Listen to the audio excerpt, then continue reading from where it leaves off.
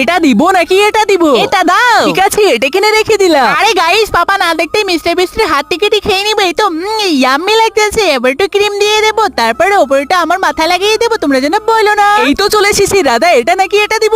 এটা দাও। ঠিক আছে, কেক গুলো কিনে রেখে দিলাম। এবার বলো রাজা, এটা নাকি এটা?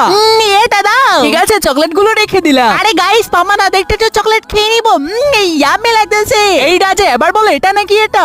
এটা দাও। ঠিক আছে, কেক গুলো রেখে দিলাম। এবার বলো এটা দিব নাকি এটা দিব? এইদিকে এটা দাও। ঠিক আছে, ক্যান্ডি ভেঙে সবগুলোর সাথে ভালো করে মিশিয়ে নি। এই তো হয়ে গিয়েছে রাজা, এবার উঠে পড়ো, আমি চকলেট বানাতে শুরু করে দেই। আরে গাইস, আজকে এগুলাতে অনেক সুন্দর চকলেট তৈরি করবো। তার আগে কেকটি কুচি কুচি করে কেটে সবগুলোর সাথে ভালো করে মিশিয়ে নি। এই তো হয়ে গিয়েছে। আরে বন্ধুরা, আমি এই চকলেটটি তৈরি করতে করতে তুমি যদি শয়তানকে ঘৃণা করো আর তোমার মাকে সত্যি মন থেকে ভালোবেসে থাকো, তাহলে ভিডিওটিকে একটা লাইক করে চ্যানেলটিকে সাবস্ক্রাইব করে দাও। আর কমেন্ট বক্সে এই ইমোজিটা কমেন্ট করো। এই তো হয়ে গিয়েছে। এই রাজা, এনে তোমার চকলেট, এসে আমরা ভাগ মিলি করে খাই।